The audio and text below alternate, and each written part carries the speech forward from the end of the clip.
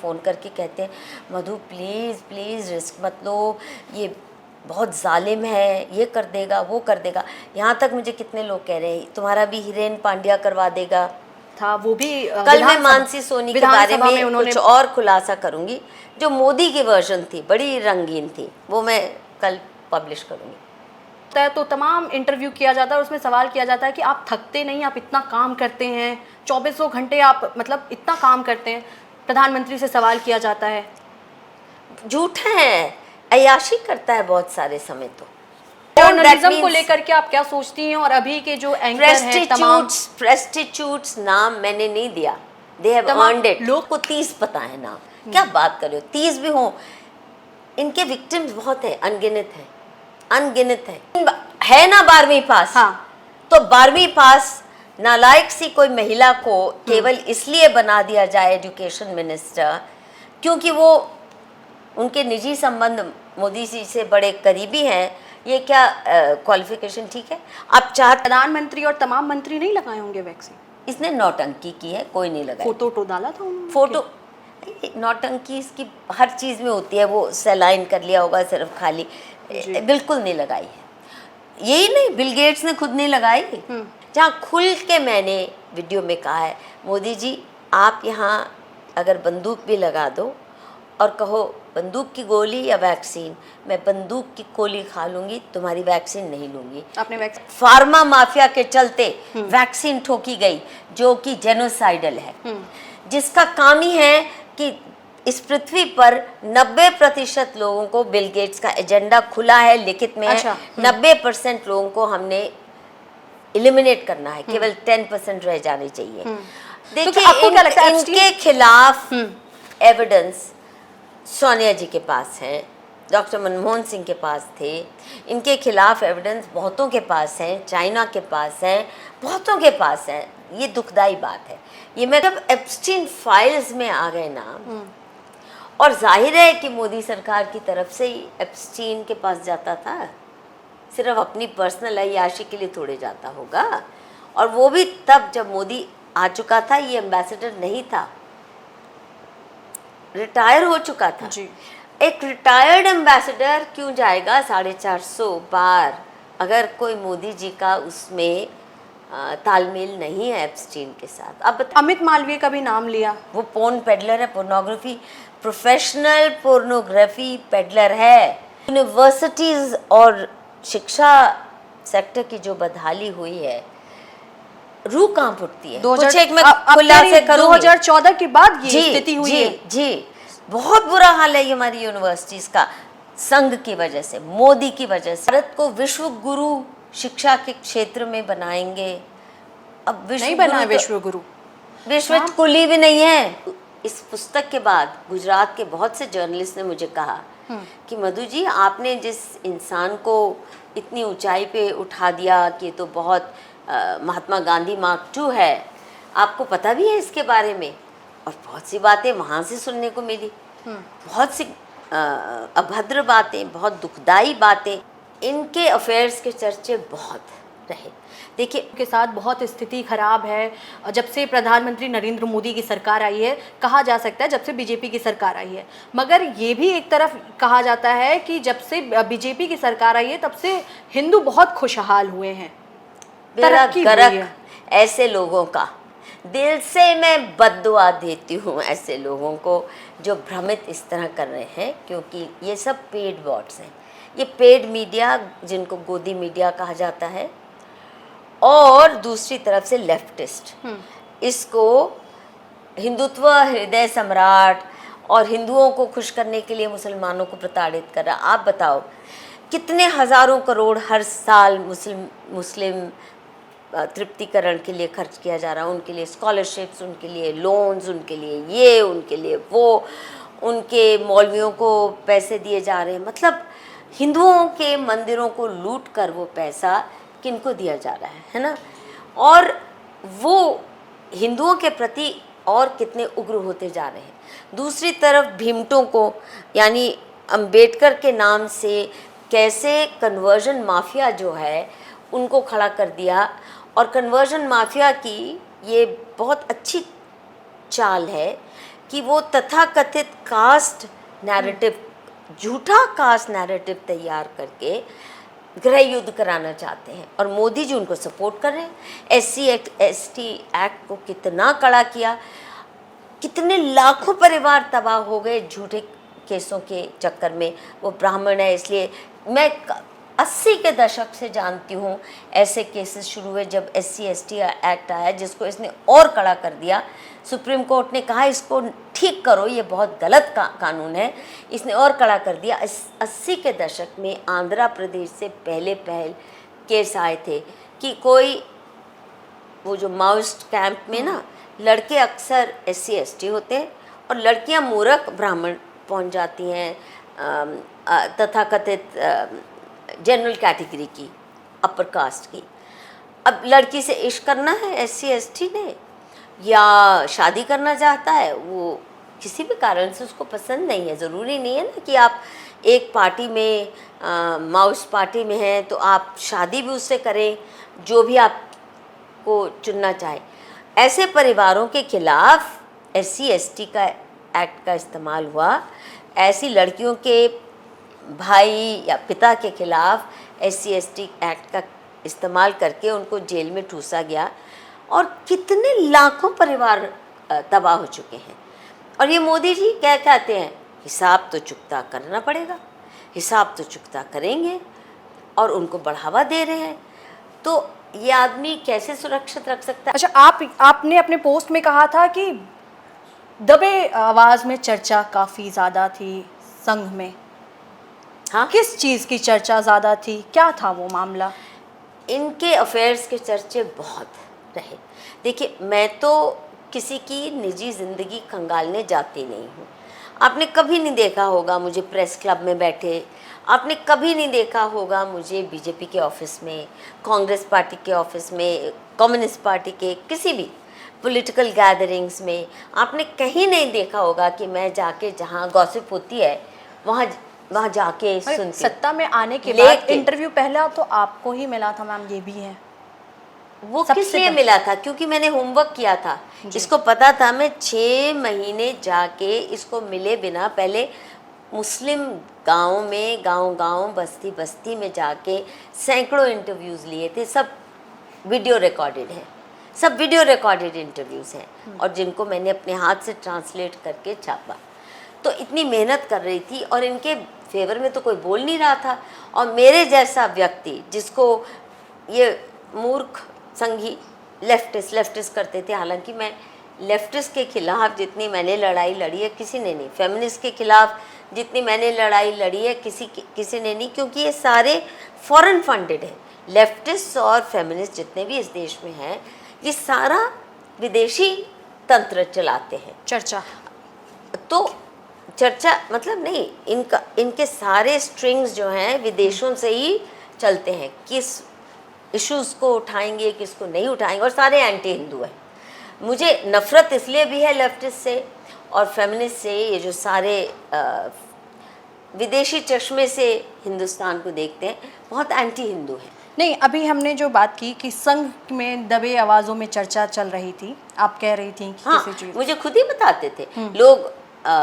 एक तो इस पुस्तक के बाद गुजरात के बहुत से जर्नलिस्ट ने मुझे कहा कि मधु जी, आपने जिस इंसान को इतनी ऊंचाई पे उठा दिया कि तो बहुत महात्मा गांधी मार्क 2 है, आपको पता भी है इसके बारे में? और बहुत सी बातें वहाँ से सुनने को मिली, बहुत सी अभद्र बातें, बहुत दुखदाई बातें। और मैं सच बताऊँ, मैं बहुत ट्रोमेटाइज थी, मेरी सेहत तबाह हो गई। आप खुद देखना, चलो मैं आपको खुद ये होमवर्क करने को कहती हूँ। 2014 के पहले की मेरी फ़ोटो देखो जी, सब में मैं मुस्कुराती हुई खुश दिखूंगी, और peaceful, happy, pleasant, smiling, laughing. 2014 के बाद आपको मेरी एक फ़ोटो नहीं दिखेगी मोदी के आने के बाद जहाँ मेरे स्माइल निकल भी आए, नहीं आती। मैं बहुत बीमार हो गई। You won't believe it. I got a tumor in my brain. आपने ट्वीट में मेंशन भी किया था कि it ruined my health. I was so. आप फोटो कंपेयर कर लो, ये मुझे लोगों ने बताया कि 2014 की आपकी फोटो और ऐसा उसका क्या चेहरा। हुआ था जो आप इतनी इतना धक्का, इतना बिट्रेयल यार। हमने सोचा था मदर इंडिया का सबसे ये डिवोटेड पुत्र निकलेगा और माँ भारती या इस देश और धर्म को चंगुल, जो लेफ्टिस्ट इस्लामिस्ट के चंगुल उन्होंने से तो हमारा खुद ही बोला शिक्षा- था ना कि माँ गंगा ने मुझे बुलाया है, बकवास। माँ और गंगा गंगा की पुत्र जो हूँ। बदहाली की है अरबों रुपया खर्च करके इस आदमी ने, कांग्रेस ने भी की बदहाली, ऐसा नहीं, उनके काल में भी हुई, पर वो फिर भी सुन लेते थे शर्मसार होके। अगर उन्हें कहो कि तुम क्या कर रहे हो, और कोई कोई बात पे हम मनवा भी लेते थे। मैंने तो गंगा आंदोलन में बड़े वर्ष स्वामी अभिमुक्तेश्वर जी के साथ काम किया है, अभिमुक्तेश्वरानंद जी के साथ काम किया, लेकिन ये सुनते भी नहीं हैं। और इन्होंने तो हमें आश्वासन दिया था कि ये तुष्टीकरण हटाएंगे, भारत को विश्व गुरु शिक्षा के क्षेत्र में बनाएंगे। अब विश्व नहीं बना गुरु तो- विश्व गुरु। विश्व कुली भी नहीं है, औकात नहीं है आज हमारे बच्चों की एक चपरासीगिरी की। टीवी डिबेट में तो कहा जाता है कि देश का डंका बज रहा है, भारत का आपको डंका लग बज रहा है आपको विदेशों लग में। रहा है? आपको सुनता है डंका? अबे हमें क्या दिख रहा है, इन्होंने शुरू शुरू में थे 5 क्योंकि ट्रिलियन इकोनॉमी की बातें सपने वो सब, है तो ये सारे वादे तो है। किए गए ना।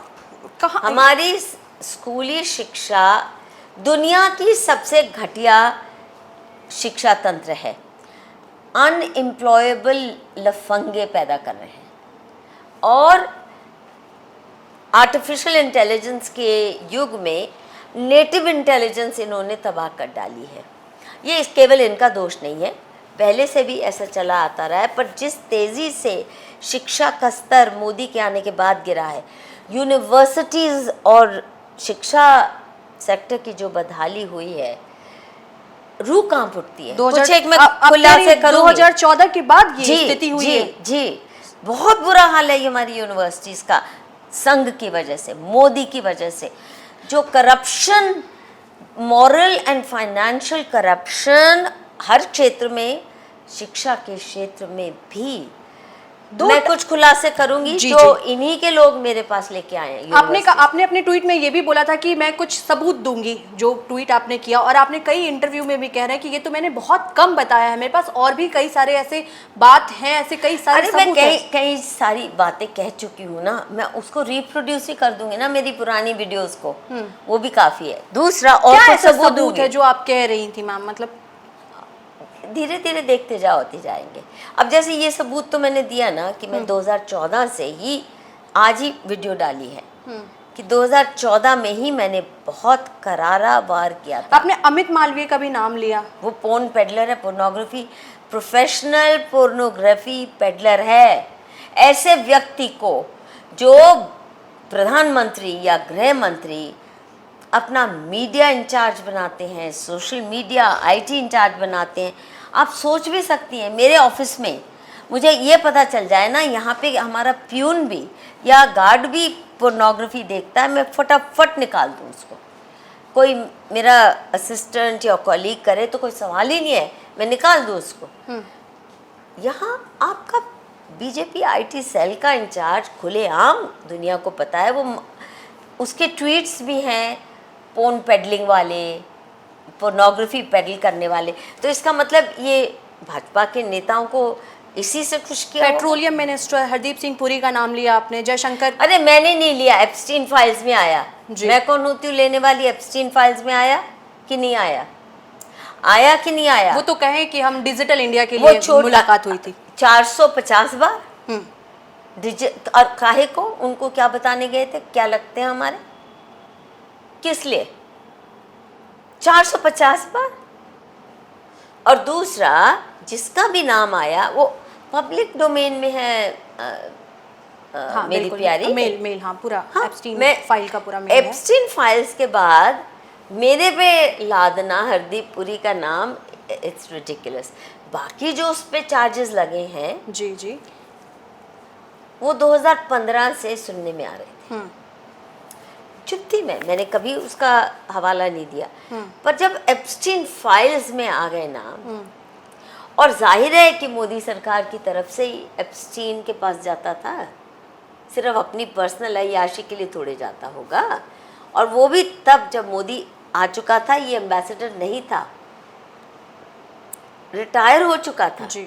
एक रिटायर्ड एम्बेसडर क्यों जाएगा 450 बार, अगर कोई मोदी जी का उसमें तालमेल नहीं है एप्स्टीन के साथ। अब बताइए मुझे खुद, या तो कह दें कि वो जी पर्सनल अय्याशी के साथ के लिए जाता था, मान जाएंगे कि हरदीप पुरी की बहुत अच्छी मित्रता थी एप्स्टीन के साथ, और वहाँ क्योंकि बहुत अय्याशी मिलती है तो वो भी चला जाता था। ये कह दें ना, ये कह दें कि हमारा इससे कोई तालमेल नहीं था, कोई ताल्लुक नहीं था। अब वो खुद कहता है मैं डिजिटल इंडिया की बात करने गया हूँ। अच्छा, अभी जो देश में स्थिति है, गैस की संकट, तेल की संकट, ट्रेड डील, कई सारे ऐसे मामले हैं, और ये कहा जा रहा है, अपोजिशन की तरफ से कहा जाता है कि एप्स्टीन फाइल की वजह से प्रधानमंत्री कॉम्प्रोमाइज्ड हैं। क्या आपको भी ये लगता है? सिर्फ एप्स्टीन फाइल्स की वजह से नहीं, मैं कल ही एक खुलासा करूंगी इनके कॉम्प्रोमाइज्ड होने का। थोड़ा सबके पास हमारे है। पे भी बता नहीं, दीजिए। अभी हल्का नहीं सा नहीं, मैं लिखित में करूंगी, उसके बाद पूछ लेना। तो क्या हो सकता है सिर्फ एप्स्टीन फाइल के अलावा? देखिए, तो आपको क्या लगता है इनके खिलाफ एविडेंस सोनिया जी के पास है, डॉक्टर मनमोहन सिंह के पास थे, इनके खिलाफ एविडेंस बहुतों के पास हैं, चाइना के पास हैं, बहुतों के पास हैं। ये दुखदाई बात है, ये मैं खुशी से नहीं कह रही हूँ, मेरा दिल रोता है जब मैं ये कह रही हूँ, पर है। और इसलिए ये बहुत CIA के पास है, क्योंकि वो हमेशा जिसको भी इस तरह से पेट्रोनाइज करते हैं, CIA की ये विशिष्टता है, वो उसको कॉम्प्रोमाइज़ करवा ही लेते हैं और उसका रिकॉर्ड रख लेते हैं। तो क्या आप ये कह रहे हैं कि कॉम्प्रोमाइज्ड है? हाँ, उसके तहत ये सारी कुछ देश के लिए जो किया जा रहा है, ट्रेड डील या फिर रूस से तेल नहीं ले, तेल तो बड़ी छोटी ठीक मोटी है, बात है। जिस तरह से ट्रम्प हमें ऑर्डर दे रहे हैं कि हमें रूस से तेल नहीं छोटी लेना। बातें हैं। हाँ, इन्होंने, तो बड़ी बातें क्या हो सकती है फिर? आपको यही नहीं पता बड़ी बात क्या है? फार्मा माफिया के चलते वैक्सीन ठोकी गई जो कि जेनोसाइडल है, जिसका काम ही है कि इस पृथ्वी पर 90% लोगों को, बिल गेट्स का एजेंडा खुला है, लिखित में अच्छा, है, 90% लोगों को हमने एलिमिनेट करना है, केवल 10% रह जाने चाहिए। HPV वैक्सीन जो लगा रहे हैं, है ना, बांझ ही नहीं बनाएगी लड़कियों को, लेकिन कैंसर और 10 किस्म के रोग, और कितनी मर गई हैं लड़कियां, उसके बावजूद ये करे जा रहा है, ठोके जा रहा है।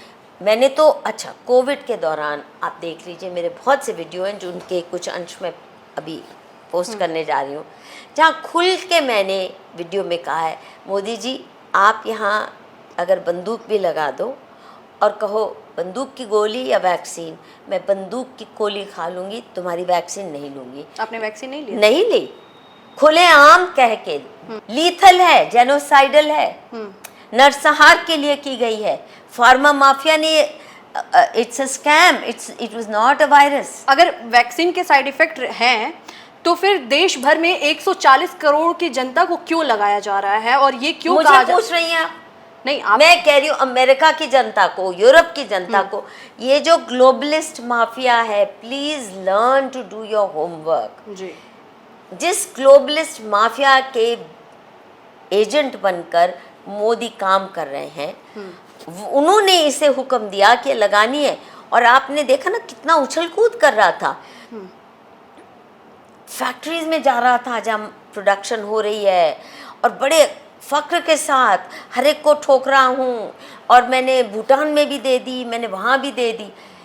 जहर है, और जिसने लगाई है वो जानता है साइड इफ़ेक्ट्स उससे भी ज़्यादा। तो क्या प्रधानमंत्री और तमाम मंत्री नहीं लगाए होंगे वैक्सीन?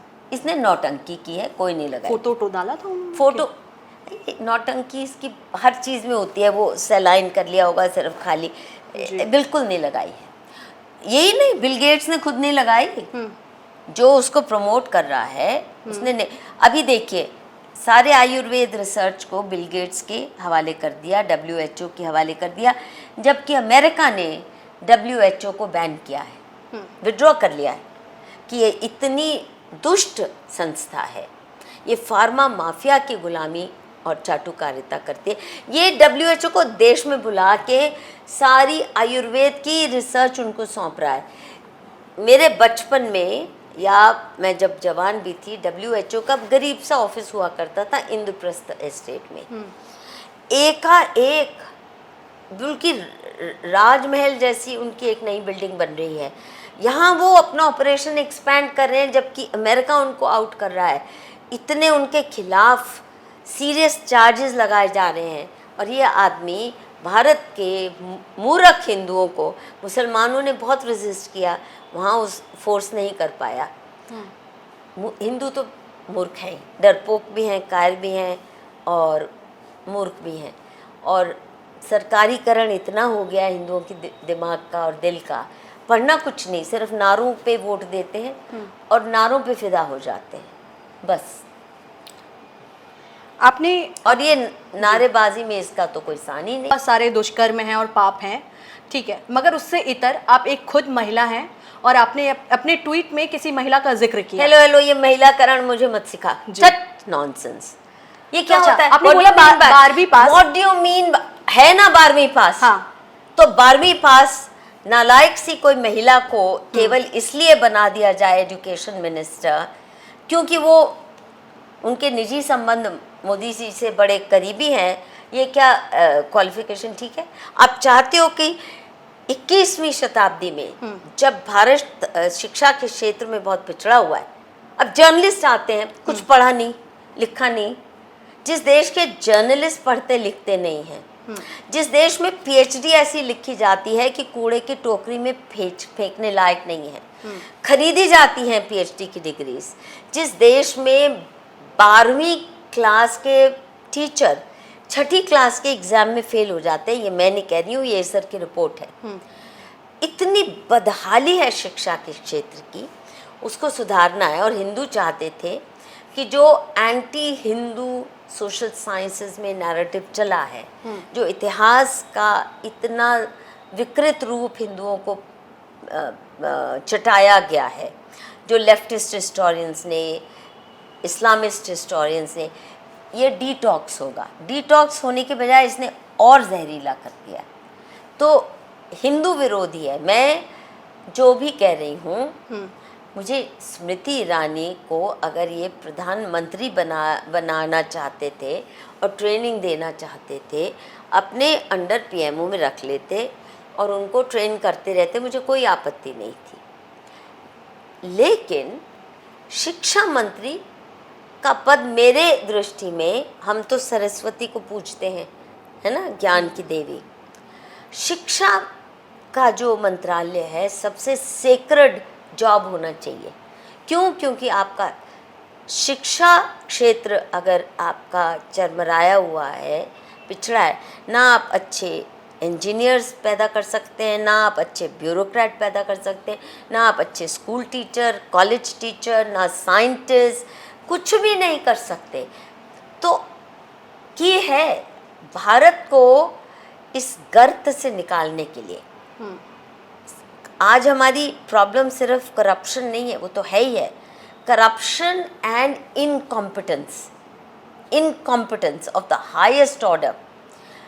और ये इनकॉम्पिटेंस शिक्षा को सुधारेंगे नहीं तो क्या करेंगे? तो अब मेरा ये निष्कर्ष है कि सरकारीकरण जो शिक्षा का है उसको बिल्कुल दरकिनार करके लोगों को पैरेलल स्कूल्स करने चाहिए। सरकारी क्यूरिकुलम से पढ़ाना ही नहीं चाहिए बच्चों को जी। और जो बहुत से लोग कोशिश कर रहे हैं नए गुरुकुल स्टार्ट करने की, जो उनका अपना ही क्यूरिकुलम हो, उसी में हमारा हित होगा।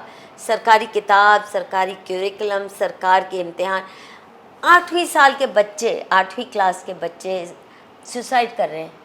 ये शिक्षा होती है? शिक्षा होती है? 8वीं साल का बच्चा सुसाइड कर रहा है, इम्तिहान का इतना डर है।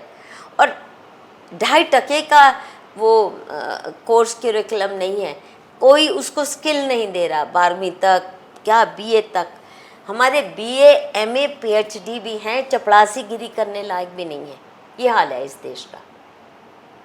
और मैं तो सारी ज़िंदगी शिक्षा क्षेत्र से जुड़ी रही हूँ, प्रोफेसर रही हूँ और पढ़ाया कॉलेज में, फिर रिसर्च सेंटर में, और बहुत स्टूडेंट्स के साथ मेरा लेन देन है। और मैं स्टूडेंट्स को ब्लेम नहीं कर रही हूँ, हमारे पास टीचर्स ही नहीं है। ऐसे टीचर्स आपको मिलना मुश्किल है जो 6 सेंटेंस सही व्याकरण के साथ, सही शब्दावली के साथ किसी भी भाषा में सही लिखते नहीं है, बिल्कुल। समझे। तो इसलिए ये बहुत बड़ा बिट्रेयल है, और इन्होंने जो हालत की है, नौकरियां बेची और ख़रीदी जा रही हैं शिक्षा के क्षेत्र में भी। और इस पे खुलासे मैं नहीं कर रही, बहुत लोग आके बता रहे हैं, और कुछ ऐसे शिक्षा के क्षेत्र से भी जो षड्यंत्र है। आपने स्मृति ईरानी को लेकर के कहा था एक इंटरव्यू में कि वो बहुत जल्दी फूटने वाली हैं, बहुत कुछ है उनके पास जो वो बोलेंगी। जो इनके करीब रह चुका है तो इनके दुष्कर्मों को पहचानता होगा ना।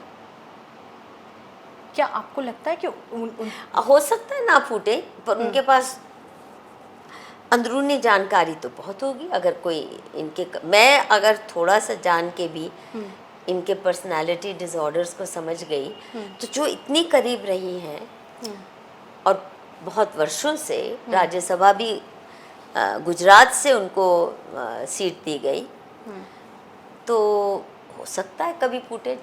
कंगना भी हो सकता है किस दिन विस्फोट हो जाए, क्या पता। बहुत है। सुब्रमण्यम स्वामी के इंटरव्यू को आपने जो रिकॉर्ड करके रीट्वीट करके आपने जो पोस्ट किया था, उसमें उन्होंने एक बात कही थी कि मैं 2-3 MP को जानता हूँ। अब मुझे क्या लेन देन, सुब्रमण्यम स्वामी से पूछ लो कौन 3 MP, सबको 30 पता है ना, क्या बात कर रहे हो, 30 भी हों। इनके विक्टिम्स बहुत है, अनगिनत है। बस महिला आपके ही समाज के पुरुष खुद को निरीह समझ रहे हैं।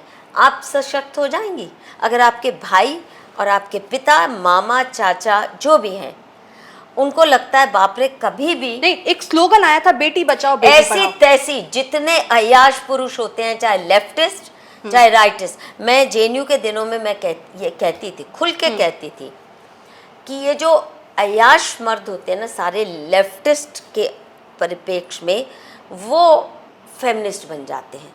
तो इसलिए मैं फेमिनिस्ट पुरुषों से हमेशा दूर रहती थी, क्योंकि उनका एजेंडा यही होता था कि फेमिनिज्म करके स्त्रियों को पटाया जाए। स्त्री सोचे, लड़की सोचे, अरे ये तो स्त्री अधिकार की बात करता है, ये तो बड़ा अच्छा इंसान होगा। वो केवल अच्छाई यहीं तक सीमित थी। They wanted free sex from you, ये। और इसलिए मैं फेमिनिस्ट पुरुषों से बहुत दूर रहती थी। वो जैसे ही कोई, क्योंकि मुझे पता है मेरे को भी सेक्सुअल हैरेसमेंट फेमिनिस्ट पुरुषों के हाथ बहुत मिला, और मुझे थप्पड़ मार के उनको समझाना पड़ा कि ऐसी फेमिनिज्म मेरे काम की नहीं है कि मैं फ्री सेक्स के लिए आपके लिए अवेलेबल हो जाऊं, क्योंकि आप सोचते हो मैं एक लिबरेटेड महिला हूं। इसी प्रकार ये जो संघी हैं, जहाँ से मोदी जी आते हैं, ये ना स्त्री को भगवती या वो सारी बेटी बचाओ और अपना इतिहास का साक्ष्य दे के ये नौटंकी वो करते हैं। इतनी अय्याशी है इन पार्टीज़ में, और भाजपा में तो भरा पड़ा है गंध महिलाओं को लेकर। ये सिर्फ मोदी जी की बात नहीं है। नहीं, एक सीमा गोविंद करके उन्होंने भी आपके वीडियो के बाद खुलासा किया, उन्होंने कल्याण सिंह को लेकर के, जो कि अब नहीं है, उत्तर प्रदेश के पूर्व मुख्यमंत्री अब नहीं है वो, मतलब जीवित नहीं है, उनको लेकर के कहा था उन्होंने। और उन्होंने ये भी कहा था कि राजनीति में महिलाओं के लिए बहुत मुश्किल है। मैं इसीलिए राजनेताओं से दूर रहती हूँ, इसीलिए पार्टी ऑफिस कभी किसी के नहीं जाती। वाला है, कास्टिंग काउच है। और मैं मानती हूँ जो महिला तिल मिलाई है मीडिया में, है ना, क्या रे मधु ने जी, मैं नाम लेके बताती हूँ, चित्रा त्रिपाठी, उन्होंने बहुत कुछ बोला आपको ट्वीट लेकर जो महिला ये कहती है ना, इसका मतलब उसको स्वयं भी शायद कास्टिंग काउच का अनुभव है, और इसलिए वो नहीं चाहती कि इसकी बात हो। नहीं तो वही चित्रा त्रिपाठी जी मुझे खुलेआम 10 सालों से कुत्ती, रंडी इस तरह कह के अपमानित रोज किया जा रहा है। वो चित्रा त्रिपाठी को तब तो कोई तकलीफ नहीं हुई, एक बार नहीं, 2 बार नहीं। ये चीर हरण मेरा 10 साल से चल रहा है, उसको कोई तकलीफ नहीं हुई। मेरी कभी वो 2 मिनट की भी हमारी बातचीत नहीं हुई। अगर चित्रा त्रिपाठी को स्मृति ईरानी के बचाव में आके मेरे ऊपर झूठे आरोप लगाने हैं, तो मैं यही कहूँगी, बेचारी बहुत कॉम्प्रोमाइज क्या है। उन्होंने जो बोला कि इंडिया टीवी में आकर के आप कहती थी कि प्रधानमंत्री की छवि के बारे में कुछ गलत ना जाए, ये ध्यान अरे रखा भैया, जाए? इंडिया टीवी में नहीं, मैं बताती हूँ हाँ। क्या न्यूज़ 24 या कोई टीवी चैनल न्यूज़ थी। इंडिया करके था। हाँ, हाँ, जो भी न्यूज़ इंडिया में जी, होगा। जी, न्यूज़ रजत शर्मा हाँ, वाला नहीं, वो इंडिया हाँ। टीवी अलग है। हाँ। मेरे पास मोदी की जो इंटरव्यूज थी वो इन्होंने मुझसे ली और वो चलाना शुरू की, और बड़े भद्दे और ड्रामेटिक ढंग से। और मुझे याद है राहुल शिव शंकर अंग्रेजी का करते थे एंकर, और वो जो हैं मोटे से सूजे मुंह वाले, क्या नाम है उनका, हिंदी के, वो करते थे। अच्छा। राहुल शिव शंकर के स्टूडियो में मैंने जाने से मना कर दिया, क्योंकि मैंने कहा एक तो बहुत बेईमानी से उनके जो एडिटर थे वो क्या कर रहे थे, मोदी एक खोज करके अपने नाम से वो वीडियो चला रहे थे। तो मैंने कहा ये मेरे कॉपीराइट वीडियोस हैं, आप ये भी नहीं कह रहे कि मेरे से लिया आपने, ये नहीं चलेगा। बड़ी मुश्किल से उन्होंने मुझे एक्नॉलेज करना शुरू किया। पहले एक दो प्रोग्राम में वो अपनी तरफ से वो क्रेडिट ले रहे थे कि उनके द्वारा इंटरव्यूज है। चलिए, उसके बाद क्या होता है, राहुल शिवशंकर बार बार मुझसे, मोदी ने टोपी क्यों नहीं पहनी, मोदी ने टोपी क्यों नहीं पहनी। अच्छा, इस सवाल का जवाब मैं 50 बार दे चुकी थी, अभी आपको फिर दे देती हूँ। तो मैंने ये कहा कि यही अगर सवाल आपने पूछने, आप मुझे टफ क्वेश्चन पूछो मोदी के बारे में, मैं डिफेंड कर रही हूँ, but I don't want to answer the same stupid questions जो मैंने, मेरा एक राजदीप सरदेसाई के साथ पैनल में भी एक वीडियो है जो कम से कम 3-4 लाख उसकी सर्कुलेशन है। जी। तो मैंने राजदीप सरदेसाई को भरे हॉल में, जहाँ इंडियन एक्सप्रेस या किसी का बहुत बड़ा सम्मेलन था, उसे कहा कि ये कभी किताब लिखी ना गई होती अगर तुम जैसे पत्रकारों ने झूठा फरेबी नैरेटिव न चलाया होता। वो प्लीज़ सुन लेना, चला भी देना।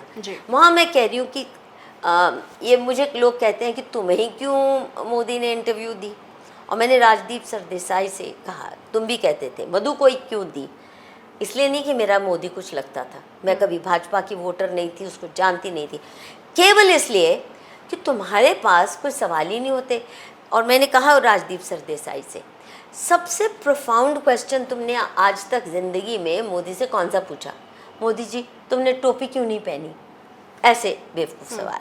और मैंने कहा कि मेरी किताब में भी खुलासा है, मैंने वीडियो पे एक बनाकर वीडियो उस पर भी खुलासा किया है कि जिस दिन वो मुसलमान, शायद गोधरा की वो मीटिंग थी, एक मुसलमान स्टेज पे एकाएक आ जाता है और उसके हाथ में एक हरा दुशाला है और एक टोपी है। मोदी को टोपी पहनाने, इस्लामी टोपी पहनाने की कोशिश करता है। मोदी कहता है ये नहीं, वो दुशाला मुझे उड़ा दो।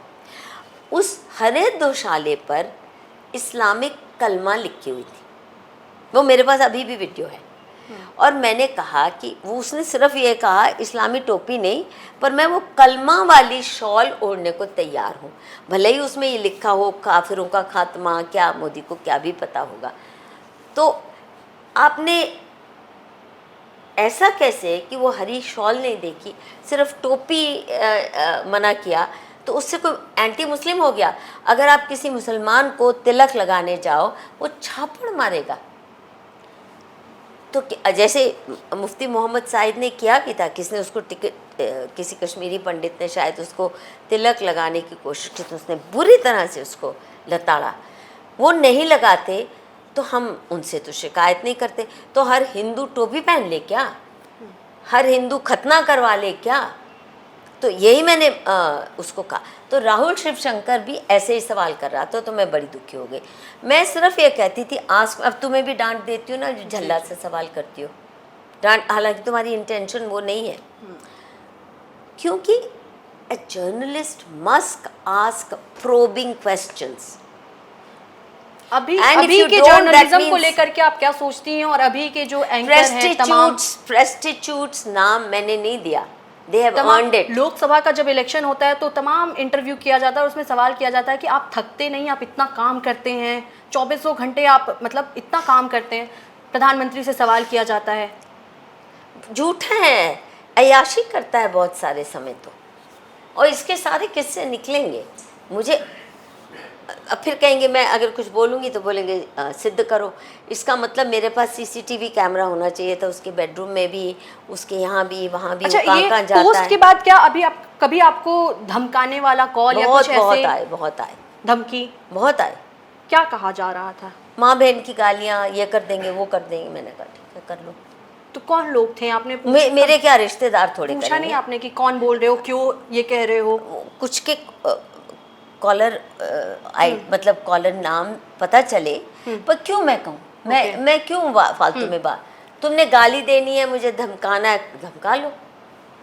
जब मैं आईटी सेल के धमकाने से नहीं डरती, तो ये गुंडे मवाली जो मुझे फ़ोन करके कहेंगे, तो 2-3 दिन तो मैंने अपना फ़ोन एक सवाल है कि कपिल मिश्रा जो पहले आम आदमी पार्टी में थे, अभी भी, हाँ पहले, हाँ पहले, अब बीजेपी में आ गए हैं, मंत्री भी हैं बीजेपी में, दिल्ली सरकार में मंत्री हैं। मानसी सोनी आपने जिक्र भी किया था, वो भी कल मैं मानसी सोनी के बारे में उन्होंने कुछ और खुलासा करूंगी।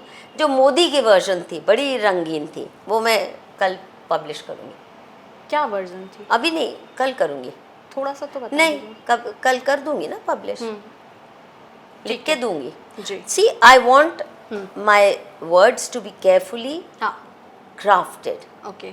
इंटरव्यू में क्या होता है ना, अब जल्ला से कोई सवाल पूछोगी, मैं बहक के थोड़ा कोई मेरा शब्द इधर उधर का हो जाए। अच्छा, लास्ट सवाल करती हूँ, बड़े लास्ट सवाल है मैम मेरा। क्या अभी जो सरकार, जिस तरह से सरकार की नीतियां हैं, क्या वो सही है? क्या वो सरकार सही, काम मैं कह रही सही हूँ, कर रही है? दिल जिस से हिसाब से तमाम आपको दिख रहा है, जिस हिसाब से तमाम अकाउंट्स बंद हो रहे हैं, फेसबुक, तमाम जो क्रिटिसाइज कर रहे हैं, जो आलोचना कर रहे हैं सरकार की, उनके तमाम अकाउंट्स बंद हो रहे हैं, सोशल मीडिया बंद किए जा रहे हैं, अलग अलग कानून लाए जा रहे हैं। क्या ये लोकतंत्र के अंदर सही है? क्या ये लोकतंत्र संविधान के तहत है? ये गुंडागर्दी है, और सरकार गुंडागर्दी से ही अब चल रही है। कोई क्रिटिसाइज अगर पैसे वाला करे, ईडी उसके ऊपर डाल दो, उसको जीएसटी में फंसा दो, उसको इसमें फंसा दो, उसमें फंसा, ये कर रहा है ना। और जैसे ही कोई व्यक्ति भाजपा को पैसे दे दे या भाजपा में जुड़ जाए, तो सारे केस उसके माफ़ हो जाते हैं। ये इस तरह से तो इसने सारी ऑपोजिशन को ध्वस्त किया।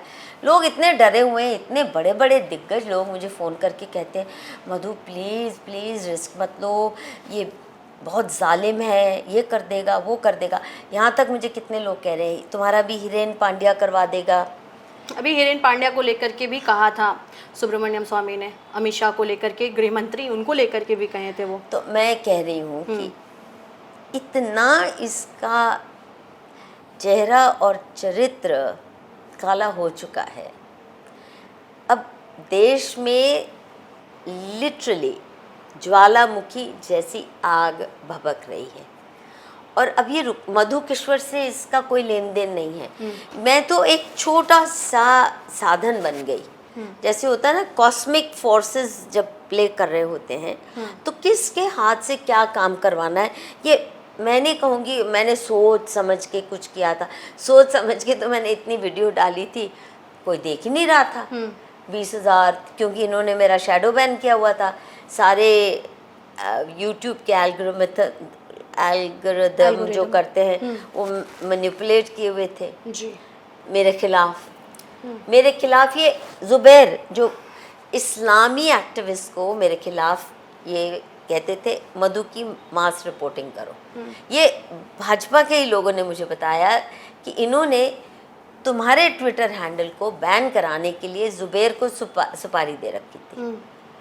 तो अब मैं तो शांति से बैठी थी, ठीक है, ना सुने कोई तो ना सुने, जब समय आएगा लोग समझेंगे। कुछ लोग अब ये एक ट्वीट करने से क्या हो गया, आप देख लीजिए ना। ट्वीट की बात आपने कही है, तो कुछ लोग ये कह रहे हैं कि ये प्लान किया जा रहा है, अच्छा, डाइवर्ट किया करने तो के लिए, कुछ मुद्दा लोगों की डाइवर्ट ऐसी करने के तैसी। लिए किया जा रहा क्या है है मुद्दा? क्योंकि किसको देश में डाइवर्ट? अभी जो जिस तरह से त्रासदी चल रही है, गैस की दिक्कत, लाइन में लोग खड़े हुए हैं। अरे मैं कब से कह रही हूँ